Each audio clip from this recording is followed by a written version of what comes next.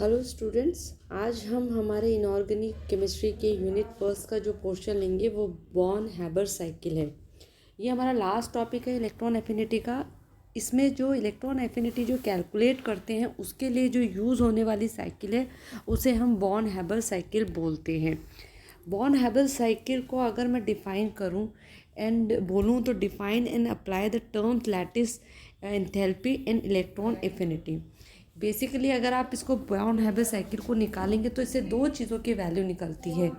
एक तो आपकी लैटिस एनर्जी की, दूसरी आपकी इलेक्ट्रॉन एफिनिटी की। Explain how the relative sizes and the charges of ions affect the lattice energy enthalpy of different ionic compounds. The relative values of theoretical lattice energies increases with higher the ionic charges and smaller ionic radii due to increased attractive forces. ये जितने भी points हैं इन सबको हम आगे discuss करेंगे।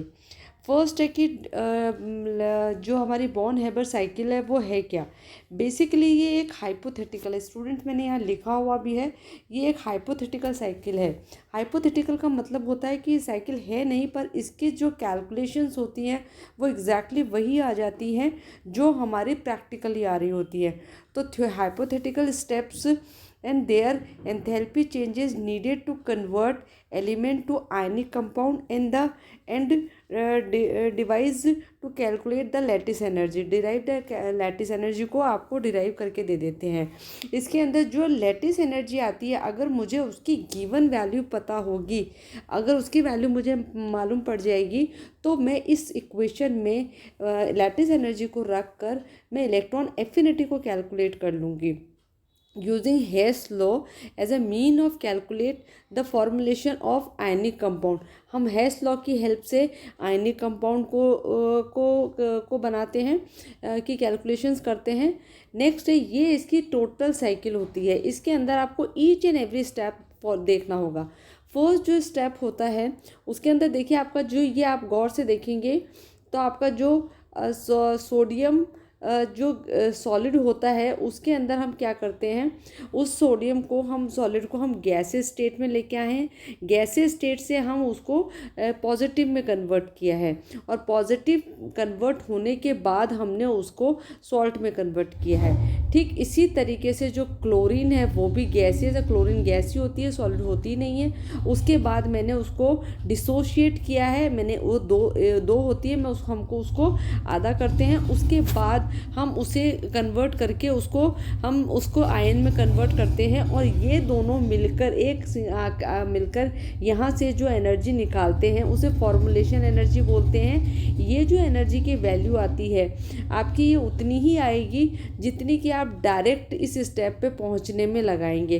तो दोनों ही तरीके से स्टूडेंट्स इसमें जो वैल्यूज़ आती हैं वो लगभग सेम आती हैं। इसीलिए हम बॉर्न हैबर साइकिल का यूज़ अपनी इलेक्ट्रॉन एफिनिटी को यूज़ करने में कर पाते हैं।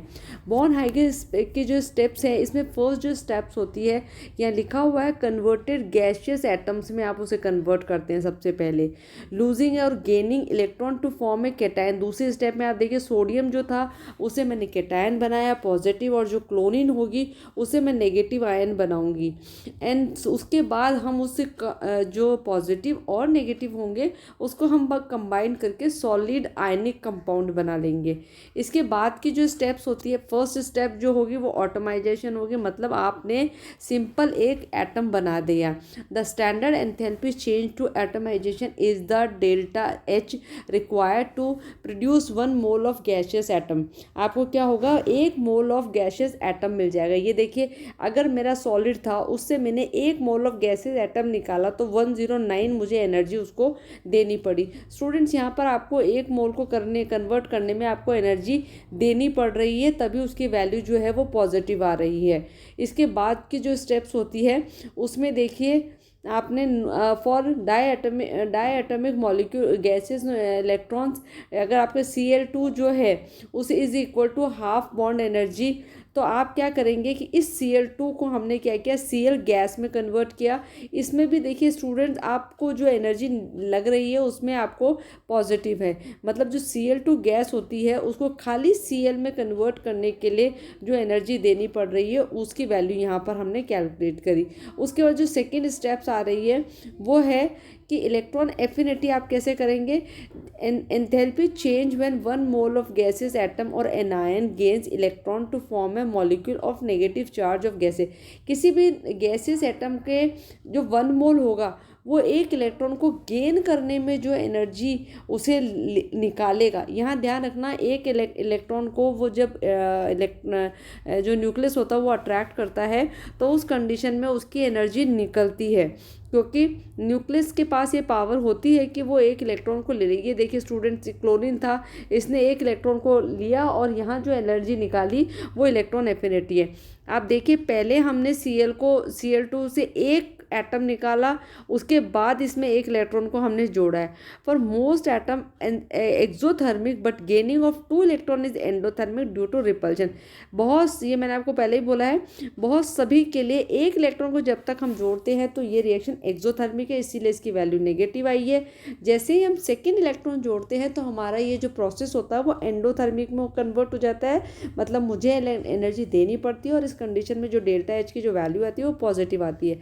अब आपका देखिए बिकमिंग कैटायन बनाने के लिए आपने क्या किया, आयनाइजेशन एनर्जी, क्योंकि अगर आप किसी का एक इलेक्ट्रॉन निकालते हैं गैसेस एटम से तो उस एनर्जी को हम बोलते हैं आयनाइजेशन एनर्जी। यहाँ हमने एनर्जी निकाली और देखिए इसकी वैल्यू पॉजिटिव आ रही है, ये हम इसकी स्टार्टिंग में ही पढ़ चुके हैं।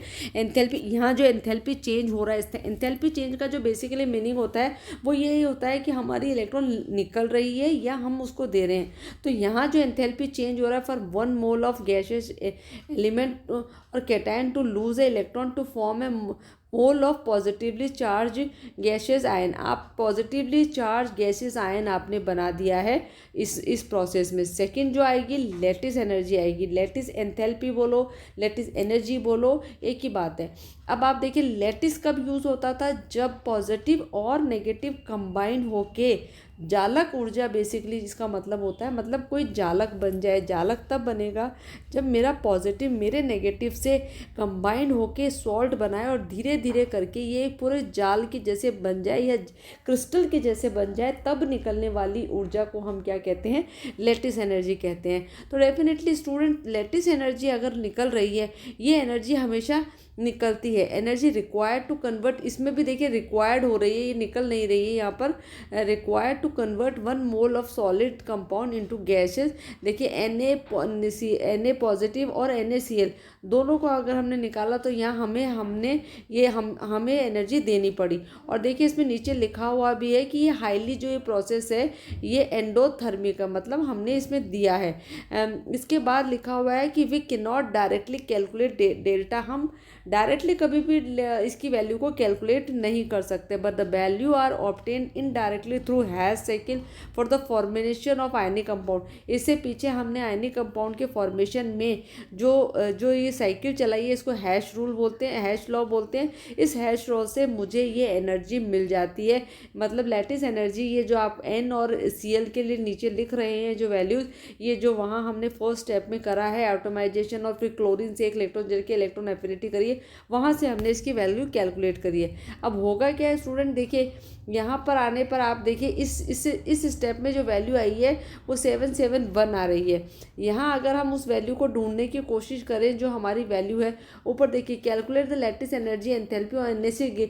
अगर आपको ये देखिए वैल्यूज यहाँ पर ये दी हुई आएंगी, सारी की सारी क्वेश्चन जब आपका आएगा इसमें दी हुई आएंगी और आपसे वैल्यू पूछा जाएगा कि फॉर्मेशन ऑफ NaCl या मैं बोलूँ लैटिस एनर्जी क्या है, तो आपको इस साइकिल में जो जहाँ ज़रूरत है वहाँ लिखिए और इसके जो प्लस या माइनस करने से इसकी वैल्यूज़ को आप कैलकुलेट कर सकते हैं, लैटिस एनर्जी को कैलकुलेट कर सकते हैं। अब कैलकुलेशन कैसे करेंगे लैटिस एनर्जी का, तो ये आपको गिवन है, यहाँ लिखा हुआ है using the enthalpy of formulation of NaCl। उसमें क्वेश्चन में -411 गिवन है और फॉर्मेशन ऑफ NaCl में जो एनर्जी निकलेगी वो निकल रही है यहाँ पर, एंथैल्पी ऑफ ऑटोमाइजेशन में मुझे देनी पड़ती है 109 है, वो पॉजिटिव है। Cl के ऑटोमाइजेशन में भी मुझे देनी पड़ती है 121 है, वो भी पॉजिटिव है। इलेक्ट्रॉन एफिनिटी ऑफ Cl -364, इस कंडीशन में जब इलेक्ट्रॉन एफिनिटी होती है तो वो नेगेटिव होती है, क्योंकि एक इलेक्ट्रॉन को अट्रैक्ट करने की न्यूक्लियस के पास पावर होती है। इसी तरीके से आयनाइजेशन की जो एनर्जी आती है वो भी पॉजिटिव आती है। अगर हम इन सबको इस फॉर्मूले में रखें, enthalpy of atomisation plus electron affinity plus ionisation energy is equal to enthalpy of formation plus lattice energy, तो आपको ये वैल्यूज़ मिल जाती हैं। मैग्नीट्यूड ऑफ लैटिस एनर्जी, अब लैटिस एनर्जी को मैग्नीट्यूड क्या जो होगा उसे हम किस तरीके से यूज़ करेंगे। The greater the charge on an ion, अगर आपके आयन पर ग्रेटर चार्ज होगा, the greater the electrostatic attraction and hence the greater the lattice energy. जितना इसके ऊपर जितना ज़्यादा चार्ज है, इसका मतलब उसकी जो लैटिस एनर्जी निकलने वाली है वो भी ज़्यादा ही निकलेगी। And the larger the ion then the greater, large the ion, अगर आयन का साइज़ बहुत बड़ा है, then the greater the separation of charge and lower the lattice enthalpy. अगर आपके आयन का जो साइज़ ही है वो ही बहुत बड़ा है, तो उस कंडीशन में आप उसमें से एक इलेक्ट्रॉन को निकालोगे तो उसमें आपको ज़्यादा एनर्जी देनी पड़ेगी और आपकी लैटिस एनर्जी की वैल्यू भी कम आएगी। इसके कुछ ट्रेंड्स भी इन्होंने यहाँ दिए हुए हैं। अगर आप देखें तो जो Mg होता है उसमें क्योंकि पॉजिटिव चार्ज होता है, 2+ होता है, वो छोटा होता है, इसलिए देखिए उसकी एनर्जी की वैल्यू ज़्यादा आ रही है। इसी के कंडीशन में अगर हम देखें NaCl में 771 आ रही है। अब इसके बाद जो KBr की वैल्यू है, K पे पॉजिटिव होता है क्योंकि साइज़ बड़ा है, तो इसकी लेटिस एनर्जी देखिए यहाँ पर 670 आ रही है। इसी तरीके से हम यूज़ क्या करते हैं, born Haber cycle empirical value of delta H, जो कि हमारा लैटिस है, is found using born Haber cycle से हमें हमारे डेल्टा H की वैल्यू मिल जाती है। Theoretical value of delta H can be found by summing the electrostatic attraction and repulsive force between the ion in a crystal lattice. अगर आपको theoretically निकालनी है तो हमें इनके सारे इलेक्ट्रोस्टैटिक फोर्स को सम करना पड़ता है। इसी तरीके से देखिए आप थ्योरेटिकल वैल्यू और ये एम्पेरिकल वैल्यूज़ यहाँ देखिए इसकी लगभग इसके बराबर आ रही है, इस जो हम बॉर्न हैबर साइकिल से निकालते हैं, इसलिए हम इस साइकिल का यूज़ कर लेते हैं, तो हमें इनकी दूसरी वैल्यूज़ को निकालने की ज़रूरत नहीं पड़ती है। Thank you very much.